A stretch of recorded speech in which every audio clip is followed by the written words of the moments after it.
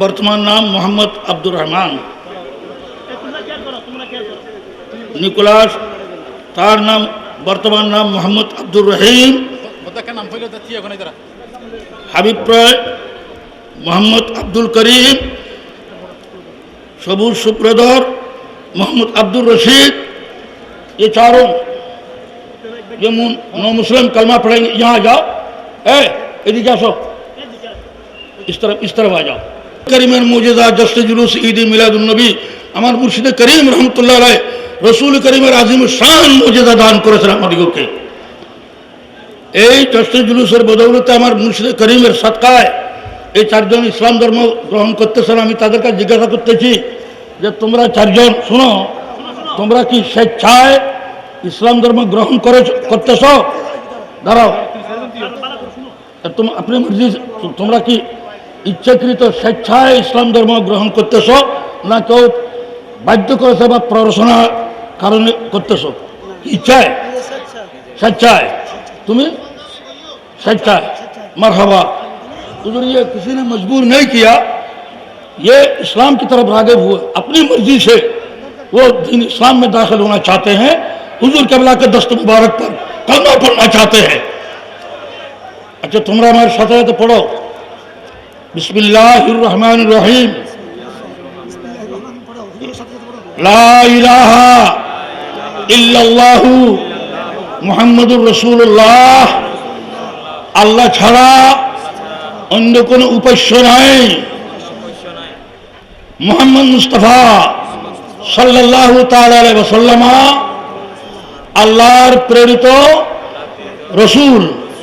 আশহাদু আন লা ইলাহা ইল্লাল্লাহ ওয়াহদাহু লা শারীকা লাহ ওয়া আশহাদু আন্না মুহাম্মাদান আবদুহু ওয়া রাসূলুহু।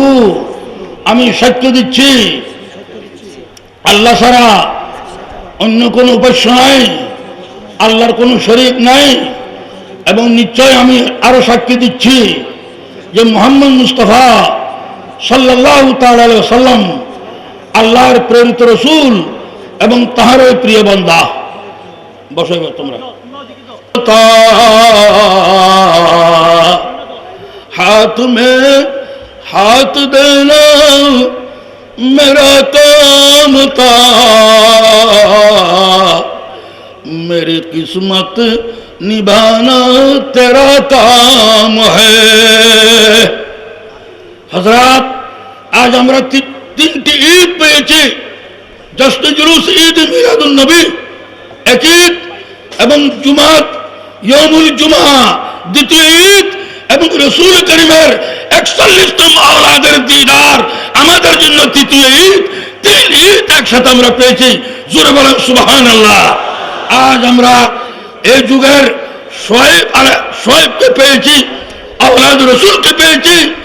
আজ ইনশাআল্লাহ আমরা মাকামে কলিমিতে পৌঁছতে আমাদের দেরি হবে না। সবানি সে কলিমি 2 কদম है, 2 কদম মাত্র। যারা আজ খালেস মোহব্বতে আওলাদ রাসূলের দামন ধরবেন, বাইত গ্রহণ করবেন, আল্লাহর প্যারা হাবিব পর্যন্ত পৌঁছতে দেরি হবে না। নিশ্চয় গুমে অথবা চেতনে আল্লাহর নবীকে জীবনে নিশ্চয় ইনশাআল্লাহ একবার দেখবেন। জোরে বলেন সুবহানাল্লাহ। নামাজের সুরতে বসেন দুজানু, চাদর শরীফ ধরেন বাম হাত, বাম হাতে চাদর শরীফ ধরবেন না, বাম হাত বাম হাঁটুর উপর রাখেন। আপনাদের দৃষ্টি আকর্ষণ করতে চাই, বাম হাত বাম হাঁটুর উপর রাখেন, ডান হাতে চাদর পাক ধরবেন এইভাবে। সিলসিলার চাদর শরীফ ডান হাতের উপরে থাকবে, ডান হাত নিচে থাকবে, এইভাবে ধরবেন। মনে মনে নিয়ত করবেন, আমি রাসূল করিম সাল্লাল্লাহু আলাইহি ওয়াসাল্লামের 41তম আওলাদে পাকের নূরানি হাত ধরেছি, নূরানি ডান হাত মুবারক ধরেছি। ওই নিয়তে দামন ধরবেন, কাপড় ধরবেন। অতীতের গুনাহমতো জানামতো গুনাহকে পাপকে মনে মনে স্মরণ করুন, মনে মনে কাঁদতে থাকুন, জীবনের শেষ তওবা মনে করুন। হুজুরের চেহারায় পাক চেয়ে থাকবেন। হুজুর কেবলা বায়াত করানোর পূর্বে তওবা পড়াবেন। সাচ্চা দিলে সবাই মনে মনে কাঁদতে কাঁদতে হুজুরের সাথে সাথে তওবা পড়ে নেবেন, তওবায় শামিল হবেন। আমরা সবাই তওবায় শামিল হব। নবীন প্রবীণ জলসায় যারা আছে আমরা সবাই তওবায় শামিল হব। তওবার কাজ শেষ হলে হুজুর কেবলা আলম নতুন ভাইদেরকে খুশনসিব যারা ভাই যারা আজ বায়াত গ্রহণ করার সাথে সাথে গৌসুল আজম দস্তগীর রাদিয়াল্লাহু তাআলা রুহানি সন্তান হয়ে যাবেন, তাদেরকে মুরিদ করাবেন, বায়াত করাবেন। বায়াতের কাজ শেষ হলে হুজুর কেবলা আলম যে চাদরে পাক আপনাদের ডান হাতে আছে তার একাংশ হুজুর কেবলার নুরানি হাতে আছে। হুজুর একটা ফু দিবেন, এই ফু দেওয়ার সাথে সাথে বিদ্যুৎ গতিতে এই চাদর শরীফের মাধ্যমে আপনাদের হাত নুরানি হয়ে যাবে, বরকতময় হয়ে যাবে। হুজুর বলেন আলহামদুলিল্লাহ। ফু দিলে হুজুর কেবলা আলম যখন ফু দিবেন এইদিকে আপনারা ডান হাতের চাদর ছেড়ে দিবেন, কাপড় ছেড়ে দিবেন। কাপড় ছেড়ে দিয়ে আমার দিকে দেখেন, প্রথম ডান হাত মুখের উপর এভাবে মালিশ করবেন, মুখের উপর। তারপরে ডান হাত গেঞ্জির নিচে দিবেন, উপর দিনা গেঞ্জির নিচে দিয়ে বুকের উপর মালিশ করবেন। বুকের বাম পাশে কলব আছে, আল্লাহর আরশ, কলব আলোকিত হয়ে যাবে। বায়াত গ্রহণ করার পর ঘরে গিয়ে আয়নার সামনে দেখবেন আসার সময় চেহারা কিরকম ছিল, বায়াত গ্রহণ করার পর চেহারা যে কত পরিবর্তন হয়ে গেছে, নুরানি হয়ে গেছে, আপনারা নিজে নিজে বুঝবেন।